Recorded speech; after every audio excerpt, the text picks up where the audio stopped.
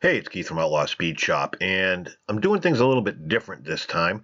And in this video, what I'm going to do is I'm attacking this 62 Chevy pickup truck from Hot Wheels. And I'm using some various 3D printed parts, which I'll go into in a second. The 62 is a really cool casting. Here's another version of it. This is the Premier Edition, which, they got the red real riders, solid roof. The bumper is different. It's cast on the bottom as opposed to the plastic, and it's got a metal base. This is a 3D printed truck chassis from Benchwerks Toys.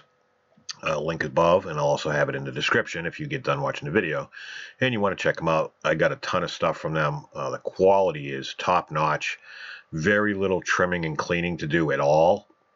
I think there's like one spot right there that I'm pointing to. Other than that, really, really clean castings.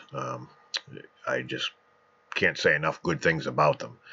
So, knowing full well that it's going to take some modification to make this work, I take the 62 Chevy pickup truck apart, and I watched a couple of his videos on his website, and I know I have to trim the interior part, especially the dashboard, to get it to fit. I have to do it twice, actually, once to get it to fit in and once to get the windshield to fit. So a lot of people, and I'll probably do one, I don't know if I'll do a regular Silverado or I'll do another one of these. A lot of people cut the beds off when they do this conversion. I kind of wanted to leave the bed side, so I'm just cutting the tailgate off, and that no matter how much you try to make it nice and neat, I always try to err on the side of caution, so I cut it a little bit short, so that allows me to use my cutoff wheel to grind down and then also file, just to make sure that it's nice and smooth. And what's great about this chassis is the back part, you'll see in a second, that fits in perfectly. I mean, it actually almost snaps in. So the width at the bed is almost perfect. I mean, I can't say enough. I mean, technically, you could probably just put it in there and not have to even glue it, but I'm going to glue it anyways. But it is really a really nice tight fit, so you don't have to go crazy on the back. Just kind of trim it down to where you need it to be flush, so it doesn't look stupid. Make it look like you actually cut the tailgate off. So do that, and then a little bit of filing, and you're good to go as far as the back half goes. Again, you can cut the entire bed off, and I'm probably going to do one like that. I don't know what casting I'm going to use, because I ended up getting another one from somebody on Instagram, and that was an unexpected surprise. He kind of helped me out a little bit because I didn't think I was actually going to get one, because they were back ordered. So not only did Benchwerks Toys comes through, but Clown Customs as well. I'll have a link to his page as well. Make sure he does some killer work, especially with this kind of 3D stuff. So make sure you check him out as well. And now I'm on the part where I really got to do something with the dash to get it to fit in. So I got to trim the sides down just a smidge, just take a little bit off each side. But if you like what you see, make sure you subscribe, and don't forget to ring the bell to get notified of all future videos. Also, just a shout out, I do have a YouTube membership where I'll post some members only content, and I usually post pictures ahead of time of what things are going to be looking like, progress pics, so on and so forth. If you're interested, check it out. That's about as much as I'll say about that. So here it is, kind of fit. Now you can see the back, see how nice that fit in. So I had to trim down the dash just a little bit, and then file down the sides just a little bit, just to get it to fit in there. I probably took a 1/16 off each side, maybe, and then I curved in the dash part. I'll have to do more work on that once I try to fit the windshield, but you can see, I mean, that just snaps right in. Obviously, it's a little crooked right there, but you can see how nice it fits in, and how the rear axle is centered right on the center of where the wheel wells would be. So that works out really well. I mean, it's fit. I mean, I can't complain at all. If I had a complaint, it would only be, and you can't print it this way, so you have to do it, is you have to drill out the axle tubes.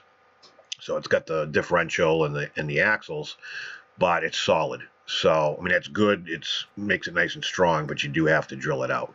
So I use my pin vise, and then I got lazy. And once I had a good start, I used my power drill, which I highly not recommend. So I got my wheels. So what I do is I'm going to be, because I'm custom making everything here. So I got to cut the original axles from Hot Wheels. And I've just got some piano wire that I'm using from K&S. I think it's 0.025 or 24. That's the same size as the Hot Wheels axles. So I'm using that as a guide, just something so as I do mock up, I'm not dealing with these little itty bitty pieces, and it goes all the way through, so it makes it nice and easy to work with. So the next issue I ran into, and I wouldn't have this problem if I cut off the bed, is the wheels are too tight. Now I could have gone with smaller wheels, but that would kind of ruin the look. But there's a little tab right up against where the rotor would be, and you take that, and then you take the little tab that's on the back of all the wheels, and it puts it out just far enough where it's a problem. So for me, I found it easier. Actually did a couple things. Step one is I filed those tabs down to, I probably took 1/8 off of them, and then I filed the inside of the bed just a little bit to allow it to do this and to roll. So really overall it wasn't that bad.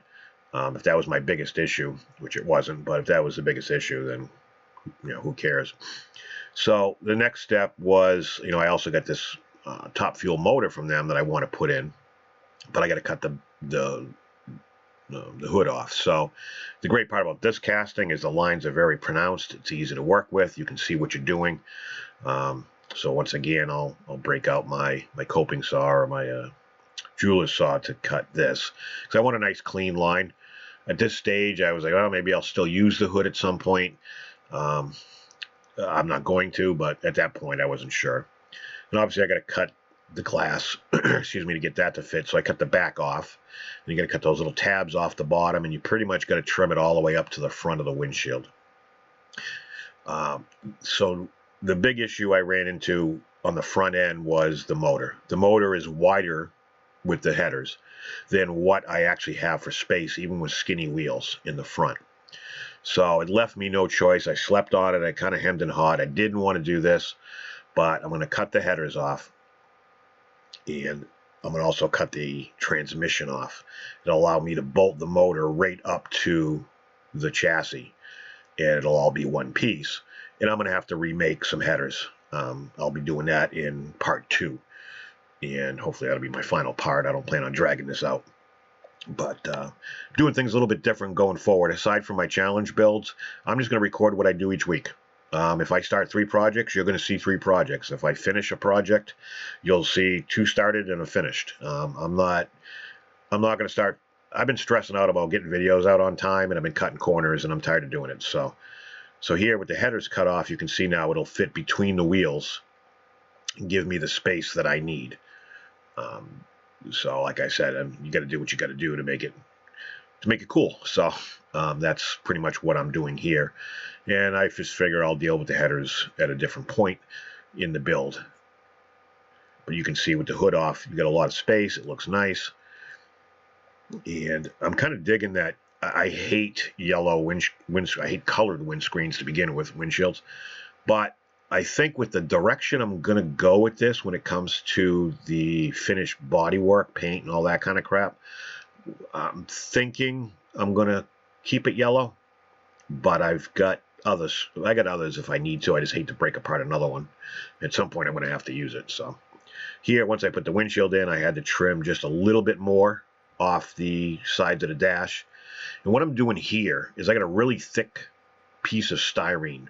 When you put the chassis in, it's got a little bit of a gap from where the firewall would be. So I'm just kind of filling that gap with this thick styrene.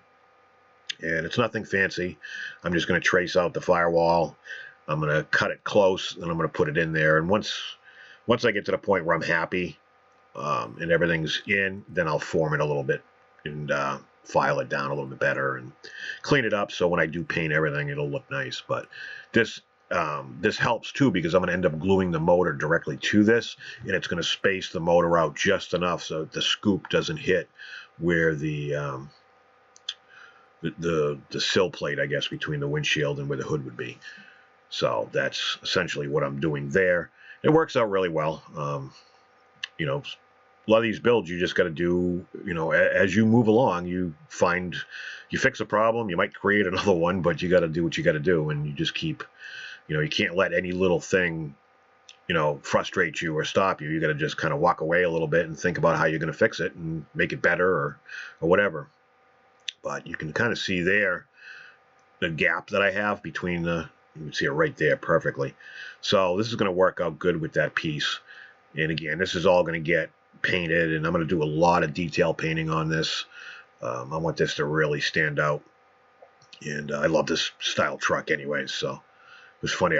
Being from New England, you don't see these in any kind of shape that's worthwhile. When I was in the Army, I was in El Paso for a few years, and a buddy of mine had like 3 of them. And they're all like, oh, they're junk. And you look at them, they're like mint. There's like no rust. Like their definition of junk and mine's completely different, being from New England and rust. So here you can see I get the motor glued in. I haven't done anything with the front axle yet. That's another whole issue I'm going to have to deal with. I'll do that in the next video, but you can see how it rolls. It's looking pretty slick. I kind of dig the paint job to begin with. So the only other thing I had to do is cut the grill off and grind it down so that it fits perfectly. And I may keep that bumper. I may not get the, I don't know what I'm going to do there. That'll be in the next video. So, I mean, that's pretty much where I'm leaving off on this video as far as part 1 goes. I did make a lot of progress on it.